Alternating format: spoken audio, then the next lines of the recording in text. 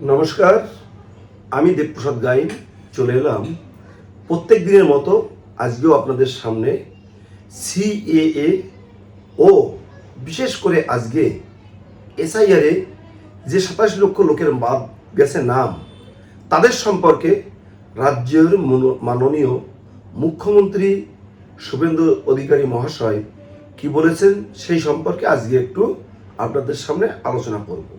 দেখুন, সিএম শুভেন্দু অধিকারী জাতিভিত্তিক জনগণনা শুরুর পর জরুরি বার্তা মুখ্যমন্ত্রী শুভেন্দু অধিকারীর। এসআইআরে যে 27 লক্ষ নাম বিচারাধীন ছিল তাদের নিয়ে আমাদের রাজ্যের মুখ্যমন্ত্রী কি বলেছেন সেই সম্পর্কে আজকে আলোচনা করা হবে। বিশেষ করে তারপর সিএএ নিয়ে আলোচনা করা হবে যে মুখ্যমন্ত্রী আবার আজকে কি বলেছেন। তার আগে আমরা এসআইআর নিয়ে একটু আজকে আলোচনা করি, কারণ 27 লক্ষ লোকের নাম বাদ গেছে যারা আমাদের বৃহৎ সংখ্যক লোক উদ্বাস্তু মানুষ। ডিজিটাল জনগণনার সেট এনুমারেশন প্রক্রিয়া সূচনা করে জরুরি বার্তা রাজ্যের মুখ্যমন্ত্রী শুভেন্দু অধিকারীর।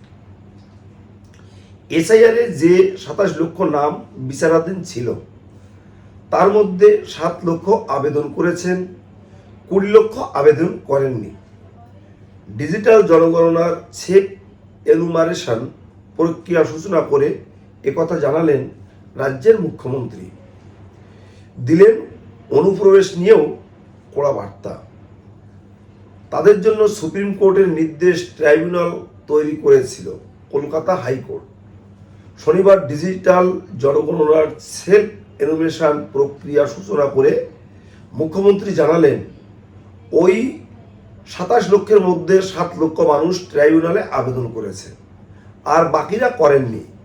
মুখ্যমন্ত্রী শুভেন্দু অধিকারী বলেন প্রায় 60 লক্ষেরও কাছাকাছি যারা মৃত বা ইত্যাদি ইত্যাদি তারা কোনো ক্লেম করেননি।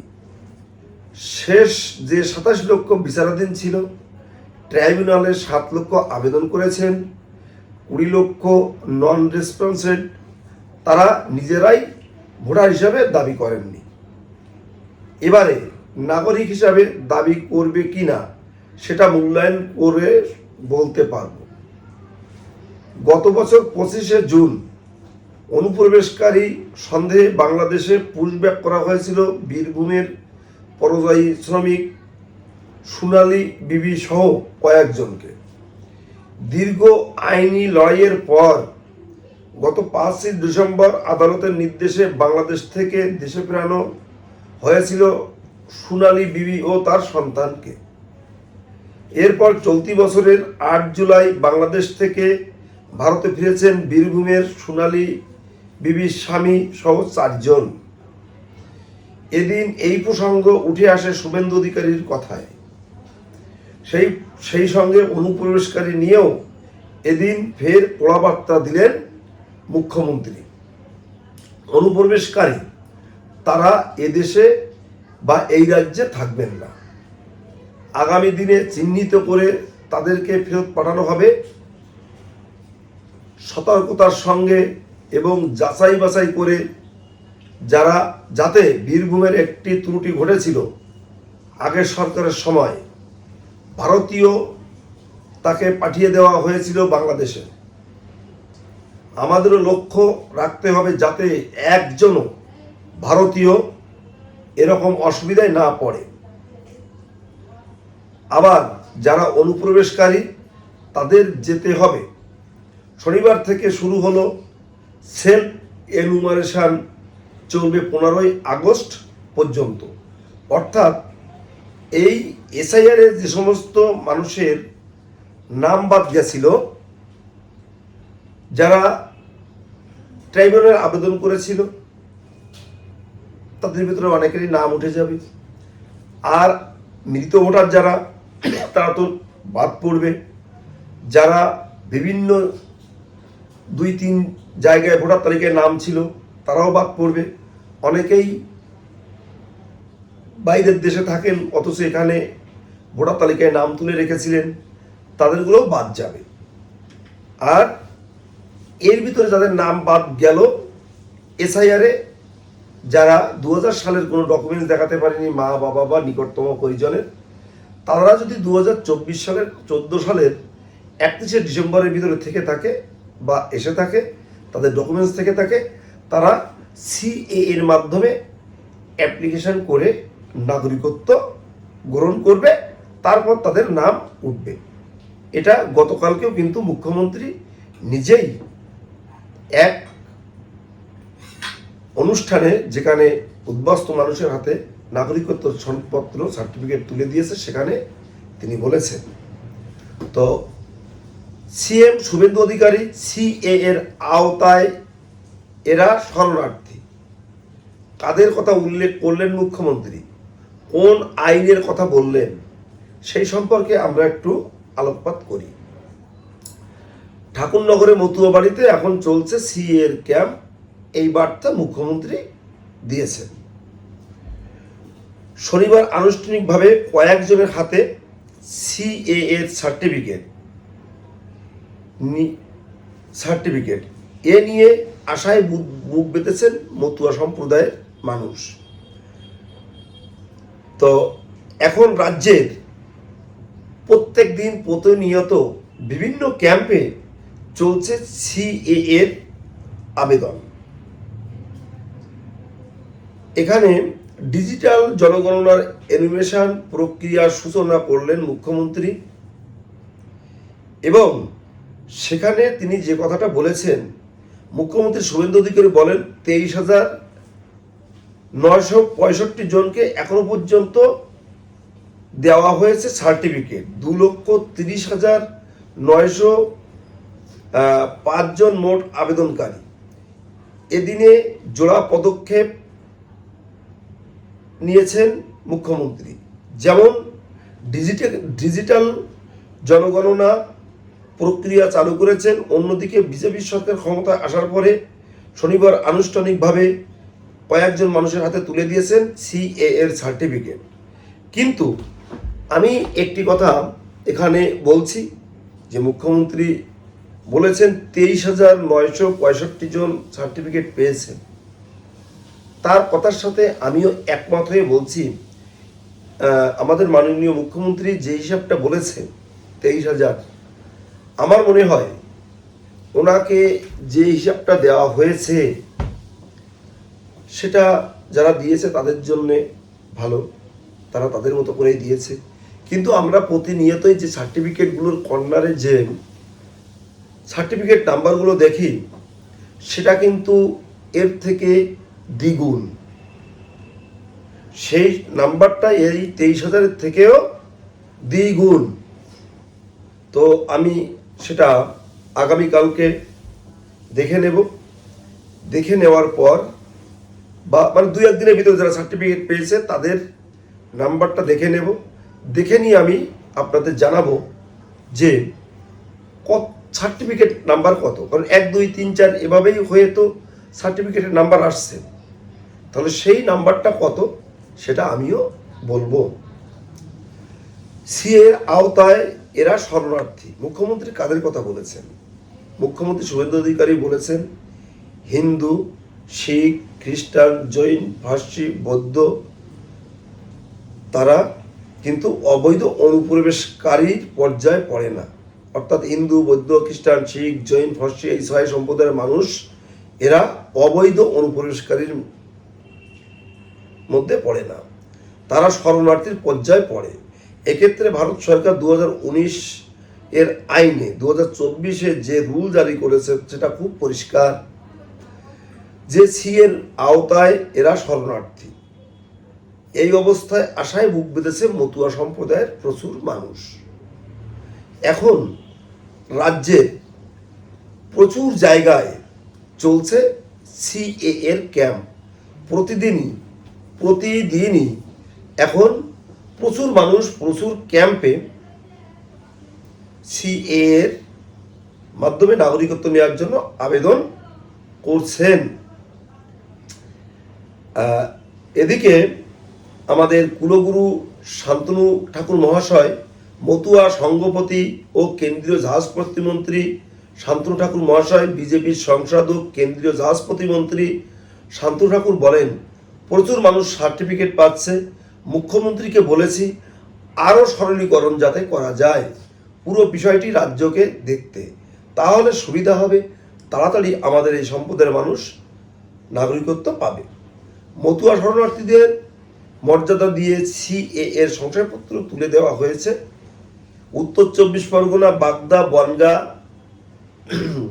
উত্তর বনগাঁ, বনগাঁ দক্ষিণ, গাইঘাটা, স্বরূপনগর সহ 5টি বিধানসভার সংখ্যাগরিষ্ঠ ভোটার মতুয়া। এবারের বিধানসভা ভোটে তার মধ্যে 4টিতে জিতেছে বিজেপি। পাশের জেলা নদিয়া, রানাঘাট, উত্তর, পূর্ব, কৃষ্ণনগর, রানাঘাট, দক্ষিণ সহ অন্তত 7টি বিধানসভায় নির্ণায়ক ভূমিকা নেন মতুয়া সম্প্রদায়ের মানুষ। 26 বিধানসভায় ভোটে এই সব কটি আসনেই জিতেছে বিজেপি। বাংলাদেশ থেকে আসা সেই সব মতুয়া শরণার্থীদের সিএ এর মাধ্যমে সংশয়পত্র তুলে দেন এ রাজ্যের নূতন সরকারের মুখ্যমন্ত্রী শুভেন্দু অধিকারী। তো আমাদের যে বক্তব্য সেটা হচ্ছে যে এই যে 27 লক্ষ মানুষের হাতে মুখ্যমন্ত্রী যে সার্টিফিকেট তুলে দিতে পারেননি, অর্থাৎ 27 লক্ষর ভিতরে কিন্তু 27 লক্ষই যে অরিজিনাল মতুয়া বা তাদের সবাই নাগরিকত্ব পাবে এমন কিন্তু কোনো কথা বলা নেই। তার কারণ এর ভিতরে প্রচুর মানুষ মৃত, এর ভিতরে প্রচুর মানুষ 2-3 জায়গায় ভোটার তালিকায় নাম তুলেছে।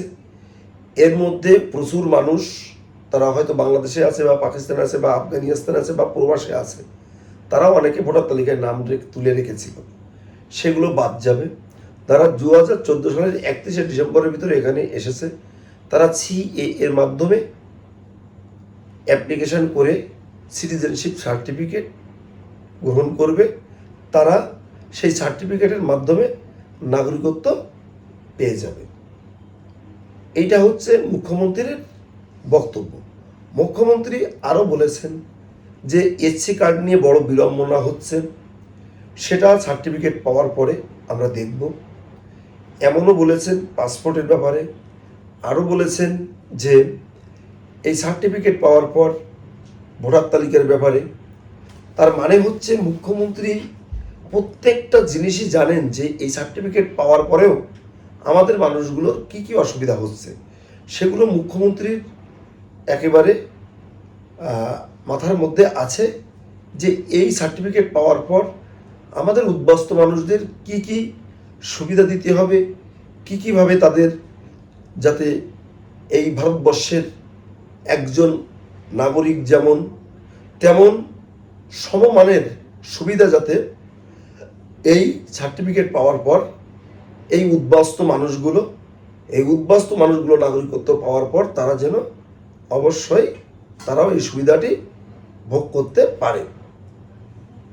যে কারণে মুখ্যমন্ত্রী গতকালকে বলেছে যে আমি কেন্দ্রের সাথে কথা বলেছি, সেখানে তিনি বলেছেন যে অতি সত্বর আমাদের রাজ্যের হাতে এই নাগরিকত্ব দেওয়ার মানে ক্ষমতাটাই দিয়ে দিন, যাতে আমরা এসডিও সাহেব এবং এসডিও ম্যাডাম যারা আছেন তাদের মাধ্যমেও আমরা যাতে নাগরিকত্বটা অতি দ্রুততার সহিত দিতে পারি। এটা কিন্তু মুখ্যমন্ত্রী নিজে মুখেই বলেছেন। আর যে সমস্ত মানুষ আমাদের যারা ভাবছিলেন যে আমাদের চাকরি বাকরির সময় আমরা এসসি কার্ড দিয়ে আমরা চাকরি বাকরি করছি, আমাদের চাকরিটি থাকবে কি থাকবে না, তো এসসি কার্ড সম্পর্কেও মুখ্যমন্ত্রী নিজে তার মুখে বলেছেন যে উদ্বাস্তু মানুষ তারা সিএ সার্টিফিকেট পাওয়ার পরে যাদের এই এসসি কার্ড নেই তারা এসসি কার্ড যাতে আবেদন করে পেতে পারে, যাদের কাটা যাচ্ছে তারা সিএ সার্টিফিকেট দিয়ে যাতে আবার তাদের এই এসসি সার্টিফিকেটটি বাঁচাতে পারে, সেটা মুখ্যমন্ত্রীর মাথার ভিতরে আছে। তাই আমরা ভয়ভীত না পেয়ে আমরা সবাই সিএতে আবেদন করব। আপনারা যদি কেউ মনে করেন যে আমাদের এখানে এসে সিএতে আবেদন করবেন, আপনি ভারতবর্ষের যে কোনো রাজ্য থেকে আমাকে ফোন করতে পারেন। আমার ফোন নাম্বার 9804682324। আপনাদের সার্বিক সহযোগিতা করব এবং আপনি আপনার রাজ্যে বসে থাকবেন, এখানে বসেই আপনার সিএতে আবেদন করার সার্বিক সহযোগিতা করে দেব। আর আমাদের পশ্চিমবঙ্গের যে কোনো জেলাতে আপনি থাকতে পারেন, ফোন করবেন। আপনি আপনার জেলায় কোথায় সিএতে আবেদন করা যায় আমি আপনাদের প্রত্যেক জেলার খবর দিয়ে দেব, সেখানে গিয়ে আপনারা সিএতে আবেদন করবেন। যদি কেউ মনে করেন যে না আপনারা আমাদের এখানে এসে করবেন, আসতে পারেন। আমাদের এখানে আমরা যেগুলো ক্যাম্প আছে সেই সমস্ত ক্যাম্পে আমি আপনাদের সিএতে আবেদন করার সার্বিক ব্যবস্থা করে দেব। আর আমাদের কেষ্টপুর বাগুইহাটিতে আমার এক অতি পরিচিত দীর্ঘ পুরনো একজন মানুষ স্বরূপ ধর, সে প্রত্যেক দিন আপনাদের পাশে থেকে সিএতে আবেদন করছে সেই প্রথম থেকে, এবং প্রচুর লোক তার মাধ্যমে আপনারা নাগরিকত্ব পেয়েছেন। এবং নাগরিকত্ব পাওয়ার পরে এই নাগরিকত্ব সার্টিফিকেট দিয়েও সে প্রচুর লোককে পাসপোর্টে আবেদন করে দিয়েছে। অনেক লোক তার হাত ধরে পাসপোর্টটিও পেয়েছে। যদি আপনারা এই স্বরূপের মাধ্যমে পাসপোর্ট করতে চান সিটিজেনশিপ সার্টিফিকেট পাওয়ার পর, তাহলে তার সাথে আপনারা যোগাযোগ করবেন। আমি স্বরূপের ফোন নাম্বারটা দিয়ে দেব, তার সাথে যোগাযোগ করবেন, পাসপোর্টও করতে পারবেন। তার মাধ্যমে আপনারা সিএ এর অ্যাপ্লিকেশনও করতে পারবেন। আমি স্বরূপ ধরের ফোন নাম্বারটিও আমি আমার এই স্ক্রিনে দিয়ে রাখবো। আর আমার সাথে কথা বলতে গেলে আমার ফোন নাম্বার 9804682324। বিশেষ করে আজকে স্বরূপ ধর কেষ্টপুর বাগুইহাটিতে থাকে, ওর ফোন নাম্বারটি আমি আমার এই ডিসক্রিপশানে দিয়ে রাখবো। আপনারা ওর সাথে যোগাযোগ করে সিএতে আবেদন করবেন। তো আমার প্রতিবেদন যারা প্রত্যেকদিন দেখেন তাদেরকে বলবো আপনারা শেয়ার করে দেশ ও দেশের বাইরের লোককে দেখার সুযোগ করে দেবেন। আর যারা নতুন দেখছেন তাদেরকেও বলবো চ্যানেলটিকে সাবস্ক্রাইব করে দেবেন, তাহলে প্রত্যেক দিন আপনারা আমাদের এই চ্যানেলের সিএএ ও SIR, SC, ST, OBC certificate নিয়ে কি হচ্ছে না হচ্ছে জানতে পারবেন। সো সবাই ভালো থাকবেন, সুস্থ থাকবেন, সুন্দর থাকবেন, এই কামনায় আজকের মতো আমার বক্তব্য এখানে শেষ করব। তার আগে আমার পূজনীয় গুরুজনদের চরণে রইল আমার শতকোটি প্রণাম।